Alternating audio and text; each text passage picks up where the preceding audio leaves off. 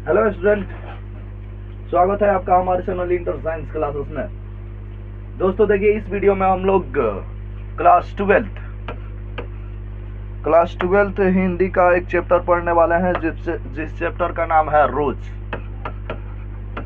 12th class का हिंदी पढ़ने वाले हैं इस क्लास में, इस वीडियो में। ठीक है, चैप्टर पढ़ने वाले हैं रोज। आप नाम सुने होंगे, इसका पहले नाम था गैंग्रीन। इसी चैप्टर का नाम था गैंग्रीन। ठीक है, गैंग्रीन से इसको चेंज करके रोज कर दिया गया। ठीक है, तो इसका दो नाम है। पुराने जमाने का नाम है गैंग्रीन और अभी फिलहाल जो चल रहा है रोज, जिसके लेखक है सचिदानंद हीरानंद वात्स्यायन आज्ञा। इन्हीं का चैप्टर हम लोग पढ़ने वाले हैं रोज। ठीक है, तो आइए देखिए, इसमें एक औरत के दिनचर्या की बात की गई है, उसके डेली का रूटीन। जैसे में हम लोग डेली पढ़ने जाते हैं, कोचिंग पढ़ के आते हैं, फिर होमवर्क करते हैं, उसी तरह एक मालती नाम की नायिका है इसमें। ठीक है, उसी के दिनचर्या पर बात किया गया। ठीक है, लेखक बताते हैं कि पहले मतलब जब शादी उसका नहीं होता तब कैसी थी और अभी कैसी है। ठीक है, उसका डेली का रूटीन क्या है, क्या करती है डेली, उसी को देखने वाले हैं हम लोग। ठीक है, तो आइए फिर चलते हैं। सबसे पहले हम लोग देखेंगे रोज की तरह लेखक पर से। तो आइए फिर सचिदानंद हीरानंद वात्स्यायन आज्ञा के जीवनी को हम लोग देखते हैं। इन्होंने अपने जीवन में क्या क्या हासिल किया था, इन्होंने क्या क्या किया था, कितनी कृतियां लिखी थी, इन्हीं के बारे में हम लोग पढ़ने वाले हैं। चलिए सबसे पहले देखिए, यही है सचिदानंद हीरानंद वात्स्यायन आज्ञा। चलिए फिर चलते हैं इनके जीवनी पर। देखिए, लेखक पर से सचिदानंद हीरानंद वात्स्यायन आज्ञा का जन्म 7 मार्च 1911 ईस्वी में हुआ था। ठीक है, इनके डेट ऑफ बर्थ को याद रखिएगा, एग्जाम में क्वेश्चन यहाँ से आता है। इनका जन्म हुआ था 7 मार्च 1911 और निधन यानी मृत्यु 4 अप्रैल 1987 को हुई थी। इनका मृत्यु हुआ था 4 अप्रैल 1987। इनका जन्म स्थान देखिए, कसिया, कुशीनगर, उत्तर प्रदेश।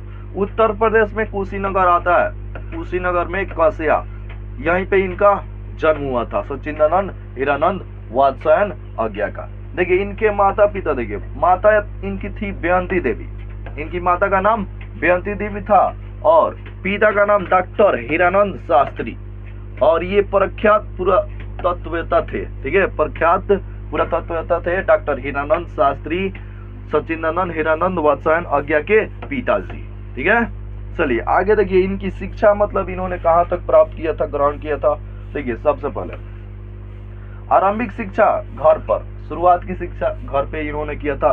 1925 में पंजाब विश्वविद्यालय से मैट्रिक, 1927 ईस्वी में मद्रास क्रिश्चियन कॉलेज से इंटर और 1929 ईस्वी में फोरम कॉलेज लाहौर से बीए एमए लाहौर से किया। ठीक है, बीए और एमए 1929 ईस्वी में इन्होंने लाहौर से किया था। ठीक है, चलिए देखिए, इनकी भाषा मतलब किन किन भाषाओं में ये रुचि रखते थे, इनको किन किन भाषाओं का ज्ञान था वो देखने वाले हैं हम। तो देखिए, भाषा, इनकी भाषा ज्ञान, संस्कृत भी ये जानते थे, अंग्रेजी, हिंदी के अतिरिक्त फारसी, तमिल इत्यादि। फारसी भी जानते थे, तमिल भी। ठीक है, अनेक भाषाओं के जानकार थे। देखिए, इतनी भाषाओं के ये जानकार थे सचिदानंद हीरानंद वात्स्यायन आज्ञा। चलिए आगे देखते हैं, जीवन परिचय में ही आगे देखेंगे हम लोग। चलिए, इनकी अभिरुचि क्या थी, मतलब ये क्या क्या लाइक करते थे, क्या करना चाहते थे। ठीक है, देखिए अभिरुचि, बागवानी, पर्यटन, फोटोग्राफी, हस्तकला, शिल्पकला इत्यादि में ये प्रवीण थे। ठीक है, बागवानी, पर्यटन, घूमना और फोटोग्राफी करना भी बहुत, हस्तकला, इसमें सब ये एक्सपर्ट थे। ठीक है, प्रवीण थे। इनकी कृतियां देखिए, इन्होंने छोड़ा हुआ रास्ता इनकी फर्स्ट कृति है। देखिए, शेखर, एक जीवनी, उत्तर प्रियदर्शी, ये नाटक है उत्तर प्रियदर्शी, सदा नीरा, अंतरा। ठीक है, ये सभी इनकी कृतियां थी। देखिए, इनको सम्मान क्या क्या मिल चुका था। तो देखिए, सम्मान में इनको साहित्य अकादमी पुरस्कार, भारतीय ज्ञानपीठ पुरस्कार भी प्राप्त है। साहित्य अकादमी पुरस्कार के साथ साथ भारतीय ज्ञानपीठ पुरस्कार भी इनको प्राप्त है। आगे चलिए देखते हैं, आगे यहाँ पर देखिए, रविंद्रनाथ ठाकुर के गोरे का हिस्सा हिंदी अनुवाद, इन्होंने रविंद्रनाथ ठाकुर के गोरा का हिस्सा हिंदी अनुवाद, उसको हिंदी अनुवाद में किया है, ठीक है, हिंदी में अनुवाद किया इन्होंने, सच्चिदानंद हीरानंद वात्स्यायन आज्ञा। आगे चलिए देखते हैं अब चैप्टर के बारे में, ठीक है, पार्ट फर्स्ट से। इस चैप्टर में हम लोग पढ़ने वाले क्या है, इसी को देखने वाले हैं, ठीक है। ये प्रस्तुत कहानी रोज जो हम लोग पढ़ रहे हैं, प्रस्तुत कहानी रोज आज्ञा द्वारा लिखी गई सर्वाधिक चर्चित कहानी है। ये जो रोज हम लोग पढ़ रहे हैं, इसका देखिए पुराने जमाने का नाम था गैंग्रीन, हमने अभी बताया ना, गैंग्रीन एक बीमारी का नाम होता है, ठीक है, तो उससे इसके नाम को कन्वर्ट करके रोज कर दिया गया। अब रोज क्यों किया गया, तो हमने बताया ना कि एक मालती नाम की थी औरत, ठीक है, लेखक की बहन थी, और उसका डेली का काम था, ठीक है, निश्चित था कि ये काम उसको करना है और इस टाइम तक करना है, ठीक है, इसीलिए उस चैप्टर का नाम रोज कर दिया गया। और गैंग्रीन क्यों था, तो गैंग्रीन देखिए, जो मालती के पति थे महेश्वर, उनका नाम था, मालती के पति का नाम महेश्वर ही था, तो वो एक डॉक्टर थे और गैंग्रीन का इलाज करते थे, ऑपरेशन करते थे, ठीक है, तो आप लोग समझ गए होंगे। तो देखिए, ये प्रस्तुत कहानी आज्ञा द्वारा लिखी गई सर्वाधिक चर्चित कहानी है, ठीक है, जिसमें लेखक ने वातावरण, परिस्थिति और उसके प्रभाव में ढलती एक गृहिणी का चित्रण किया है। मालती की बात किया जा रहा है यहाँ पे, बोल रहे हैं लेखक कि इस चैप्टर में ना वातावरण, परिस्थिति और उसके प्रभाव में ढलती एक गृहिणी का चित्रण किया गया। वातावरण और परिस्थिति के अनुसार हम लोग नहीं बदल जाते हैं, जैसा परिस्थिति रहता है उसके अनुसार रहते हैं, उसी तरह एक औरत जो इस वातावरण में और परिस्थिति में ढल रही है, ठीक है, उसी के जीवनी पे चर्चा किया गया। इस कहानी की प्रमुख पात्र मालती है, ठीक है, ये जो रोज कहानी है इसकी प्रमुख पात्र मालती है, जो लेखक के दूर के रिश्ते की बहन है, ठीक है, लेखक की खास बहन नहीं है लेकिन दूर के रिश्ते की बहन, अब बुआ के लड़का होंगे या ऐसे ही कुछ, ठीक है। मालती से मिलने के लिए लेखक पैदल चलकर उसके घर पहुंचता है, ठीक है, मालती से मिलने के लिए लेखक जो सच्चिदानंद हीरानंद वात्स्यायन आज्ञा है, पैदल चल के उसके घर पहुंचते थे। तो पहले के जमाने में पैदल गाड़ी ही था ना। घर पहुंचता है, लेखक मालती को सखी कहना पसंद करते हैं, लेखक मालती को सखी कहना पसंद करते हैं, ठीक है, बचपन में उसी के साथ मालती और लेखक खेलते थे, कूदते थे, पढ़ते थे, लिखते थे बचपन में, तो इसीलिए लेखक ना मालती को सखी कहना पसंद करते हैं, क्योंकि उन्होंने मालती के साथ बचपन बिताया है, ठीक है, बोले ना कि मालती के साथ उन्होंने पढ़ाई की, खेला कूदा, मतलब जो भी कार्य करना है, तो इसीलिए उसको सखी कहना पसंद करते हैं, क्योंकि उन्होंने मालती के साथ बचपन बिताया है। बचपन में वह वाचाल तथा चंचल थी, बचपन में मालती थी, बहुत बोलने वाली थी, बोलती बहुत ज्यादा थी, वाचाल को बोलने वाला बोलते हैं, ठीक है, तो बहुत बोलती थी और चंचल भी थी, लेकिन अभी देखिए वो वातावरण और परिस्थिति के अनुसार बदल गई है, ठीक है, उसी पे चर्चा कर रहे हैं लेखक कि कैसे मतलब पहले थी और अभी कैसे हो गई है, ठीक है। तो बचपन में वो वाचाल तथा चंचल थी, बोलने वाली थी और बहुत ही चंचल थी, ठीक है। आज मालती विवाहित है, आज मालती विवाहित है, यानी उसका विवाह हो चुका है, ठीक है, तथा एक बच्चे की माँ है और एक बच्चा भी हो गया है। लेखक महसूस करता है कि वह कुछ कहना चाहती है लेकिन कुछ कह नहीं पाती है। लेखक मतलब महसूस कर रहे हैं अंदर अंदर, जैसे बचपन में रहते थे तो वो चुप नहीं रहती थी मालती, उसी तरह अभी भी सोच रहे लेखक कि वो कुछ कहना चाहती है लेकिन कह नहीं पा रही है, ठीक है, कह नहीं पाती। मालती का जीवन गैंग्रीन रोग के समान हो गया था, मालती का जो जीवन है गैंग्रीन रोग के समान हो गया था, ठीक है, जिसका ऑपरेशन उसका पति खुद करते थे, ठीक है, गैंग्रीन के रोग के जैसा हो गया था मालती का जीवन, और गैंग्रीन नामक रोग का ऑपरेशन खुद उसके पति ही करते थे महेश्वर। पूरे दिन काम करना, बच्चे की देखभाल करना और पति का इंतजार करना, इतने में ही उसका जीवन सिमट के रह गया था। देखिए हमने बोला ना कि डेली का उसका रूटीन है कि ये काम करना है। तो देखिए यहाँ पर लेखक बता रहे हैं कि पूरे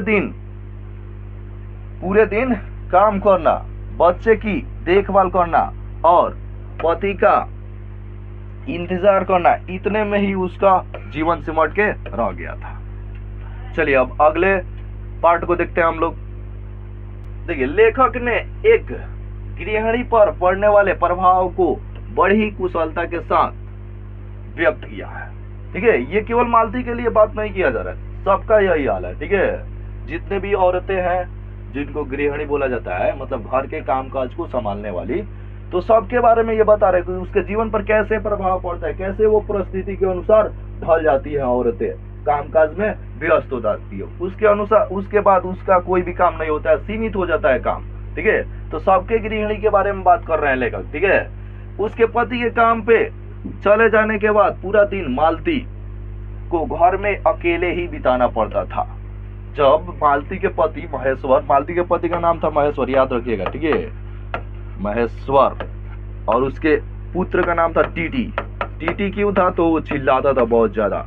ठीक है, जब मालती काम करने में व्यस्त हो जाती थी तब टीटी लगता था रोने, छोटा ही था तो इसीलिए उसका नाम टीटी रख दिया गया था। ठीक है, उसके पति का नाम था महेश्वर और ये एक डॉक्टर थे।